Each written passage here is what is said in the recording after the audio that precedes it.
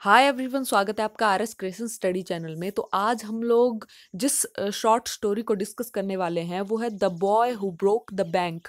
इसके जो राइटर हैं वो है रस्किन बॉन्ड। और ये जो शॉर्ट स्टोरी है ये बहुत ही ज़्यादा इंटरेस्टिंग शॉर्ट स्टोरी है।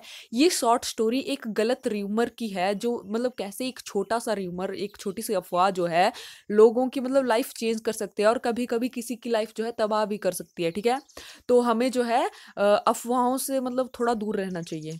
तो स्टार्ट करते हैं कहानी की समरी को। तो ये कहानी शुरू होती है नत्थू नाम के एक स्वीपर से। ठीक है, ये जो नत्थू नाम का स्वीपर है ये पीपल्स नगर बैंक में झाड़ू लगाने का काम करता है। ठीक है, स्वीपर है। और बैंक का जो मालिक है वो है सेठ गोविंद राम। ठीक है, तो यहाँ ये जो बैंक है यहाँ पर नत्थू जो है इसकी सीढ़ियों की सफाई कर रहा होता है। और नत्थू का मूड बहुत ही ज्यादा खराब होता है। नत्थू बहुत ज्यादा गुस्से में होता है और खुद में ही कुछ ना कुछ मतलब बड़बड़ा रहा होता है।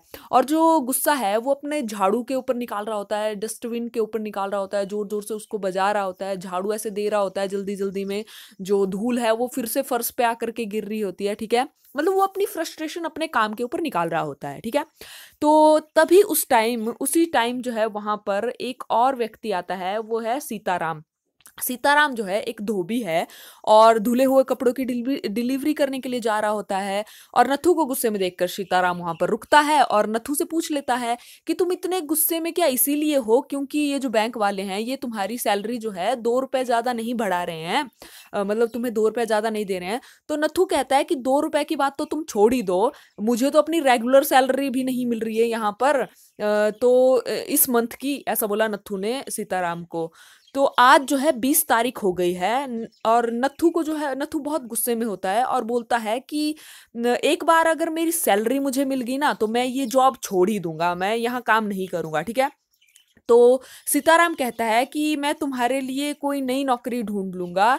और ये तो बहुत गलत बात है कि मतलब इतना बड़ा बैंक होकर के तुम्हें सैलरी नहीं दे रहा है। पता नहीं बैंक मतलब नथु, ये जो सीताराम है ये थोड़ा मतलब ऐसा सोच लेता है कि पता नहीं बैंक के पास पैसे हैं भी कि नहीं है। ठीक है, तो ये इस तरह से समझ लेता है। लेकिन ऐसा होता है कि बैंक का जो क्लर्क होता है, जो सैलरी बांटता है, ठीक है, जो सैलरी देता है, वो छुट्टियों पे गया होता है और कुछ वर्कर की सैलरी अभी पेंडिंग पड़ी होती है। लेकिन नथु को ये पता नहीं होता, तो नथु सोचता है कि उसकी सैलरी उसको मिलेगी नहीं, कि मिलेगी भी क्या फिर नहीं मिलेगी क्या पता। ठीक है, तो सीताराम वहां से चला जाता है और घर घर अपने कपड़ों की डिलीवरी देने के लिए। तो एक घर में जब वो डिलीवरी दे रहा होता है तो एक लेडी वहां पर होती है जिसका नाम होता है मिसेस श्रीवास्तवा। ये जो मिसेस श्रीवास्तवा है इसे एक स्वीपर की जरूरत होती है। और ये तो जो सीताराम है वो इसे पूरी बात बताता है अपने दोस्त की, कि उसको बैंक वाले जो है सैलरी नहीं दे रहे हैं काफ़ी टाइम से, और वो जो है उस जॉब को छोड़ना चाहता है। तो मिसेस श्रीवास्तवा बोलती है कि तुम कल मुझे नथु से मिलवा देना और मैं उसको जॉब दे दूंगी अगर मुझे सही लगा इंसान। ठीक है, तो सीताराम खुश हो जाता है कि उसने अपने दोस्त की हेल्प कर दी और अपनी जो कस्टमर है उसकी भी हेल्प कर दी। 2 लोगों की हेल्प करके बहुत ज़्यादा खुश हो जाता है। इसके बाद मिसेस श्रीवास्तवा जो है मार्केट चली जाती है। ठीक है, और मार्केट जाने के बाद क्योंकि धूप बहुत तेज होती है तो ये मतलब एक पेड़ की छाया के नीचे खड़ी हो जाती है और उधर उन्हें अपनी दोस्त मिल जाती है मिसेस भूषण। तो अब मिसेस भूषण और मिसेस श्रीवास्तवा मतलब अब जो 2 लेडीज इकट्ठी हो जाती है तो वहां पर तो गॉसिप होगी ही। तो ये दोनों जो है काफी टाइम जो है 5-10 मिनट तक बातें करती रहती है और सारे यहाँ वहाँ की बातें कर लेती है। तो तभी जो है जो मिसेस श्रीवास्तवा है वो मिसेस भूषण को बोलती है कि क्या तुम्हें पता है कि जो पीपल नगर बैंक वाले हैं उनको जो है पैसों की तंगी हो रही है और वो जो है अपने जो एम्प्लॉय है उनको सैलरी तक नहीं दे पा रहे हैं। तो इधर जो मिसेस श्रीवास्तव है वो थोड़ा बढ़ा चढ़ा कर बोल देती है। ठीक है, और कहती है कि मतलब और तो और सफाई वाले को भी सैलरी नहीं दे दे दे पा रहे हैं वो लोग। जो मिसेस भूषण कहती है कि तब तक मतलब ये जो दूसरी औरत है ये कहती है तब तो मतलब वाकई में बहुत बैंक की हालत ठीक नहीं लग रही है क्योंकि सफाई वाले को ही पैसे नहीं दे पा रहे हैं तो औरों को कहाँ से देंगे। तब तो मतलब पक्का बैंक में जो है कोई मनी प्रॉब्लम चल रही है या बैंक घाटे में चल रहा है। तो ये दोनों लेडीज अपनी अपनी गॉसिप खत्म करके अपने अपने घर की तरफ को चल पड़ती है, ठीक है। तो मिसेस भूषण जो है बाद में अपने पति से मिलती है, मिस्टर भूषण से, ठीक है, जो कि एक शॉप के ऊपर बैठे होते हैं, ठीक है, जो होती है कमल किशोर की शॉप। तो वहां पर जा करके मिसेस भूषण अपने पति को बोलती है कि मैं आपको कब से ढूंढ रही हूँ, आप कहाँ हैं। तो मिस्टर भूषण बोलते हैं कि मैं तो कब से यही हूँ, तुम ही कब से एक दुकान से दूसरी दुकान, दूसरी दुकान से तीसरी दुकान में घूमी हुई हो, ठीक है। तो तभी जो है मिसेस भूषण बोलती है कि आजकल पता है तुम्हें कि आजकल टाउन में क्या हो रहा है, यहाँ पर क्या हो रहा है। जो बैंक है पीपल्स नगर वाला, वो जो है करप्ट हो गया है, मतलब उस वो जो है घाटे में चल रहा है। तभी वहां पर जो शॉपकीपर होता है कमल किशोर, वो सुन करके चौंक जाता है और कहता है कि क्या कह रहे हो आप भाभी जी। और जो मिसेस भूषण है वो कहते हैं कि क्या आपका अकाउंट है। तो मिस्टर किशोर कहता है कि मेरा तो नहीं है, लेकिन मेरा एक पड़ोसी है जो कि नाई है, ठीक है, दीपचंद, उसका अकाउंट है वहां पर। तभी जो कमल किशोर है दुकानदार, वो भाग करके नाई के पास जाता है और नाई को जो है बोल देता है कि सेठ गोविंद राम की बैंक डूबने वाली है, जल्दी से जा करके अपना पैसा निकाल लो। तो उस टाइम नाई जो है एक कस्टमर के बाल काट रहा होता है, ठीक है, और घबराहट के मारे वो अपने कस्टमर का कान ही काट देता है, ठीक है, और उसको जो है जख्मी कर देता है। तो जो नाई है जिस कस्टमर के बाल काट रहा होता है, उसके पैसे भी उस बैंक में जमा होते हैं, ठीक है। तो और वो भी न्यूज़ सुनकर घबरा जाता है, और वो जो है मतलब अपने एक साइड के बाल कटे होते हैं, आधे बाल कटे होते हैं, तो वो उनकी परवाह किए बिना ही एक टेलीफोन बूथ की तरफ को भागता है, ठीक है, साथ की दुकान में होते हैं। और वहां जाकर के सेठ गोविंद राम का नंबर मिलाता है, लेकिन सेठ गोविंद राम जो है घूमने के लिए जो है कश्मीर गया होता है, तो उसका फोन जो वो घर पे फोन लगाता है और वो फोन नहीं उठाता है।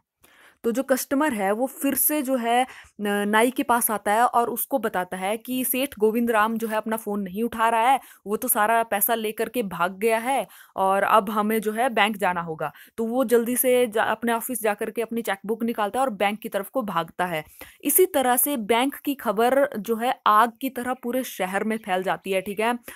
नाई से लेकर के, टेलर से लेकर के, जो जितने भी वहां पर काम करने वाले होते हैं लोग, जितने भी लोगों का पैसा उस बैंक में होता है, सबके कानों में, मतलब सारे शहर में ये खबर पहुंच जाती है। और इवन यहाँ तक कि एक भिखारी होता है ओल्ड गणपत, ठीक है, ये जो है एक्टिंग करके जो है पैसे लेता है, मतलब लंगड़ा होने की एक्टिंग करता है और भीख मांगता है, लेकिन उसके पाँव जो है ठीक होते हैं। तो वो भी जो है झट जल्दी से ये खबर सुन करके बैंक की तरफ को भागता है, ठीक है।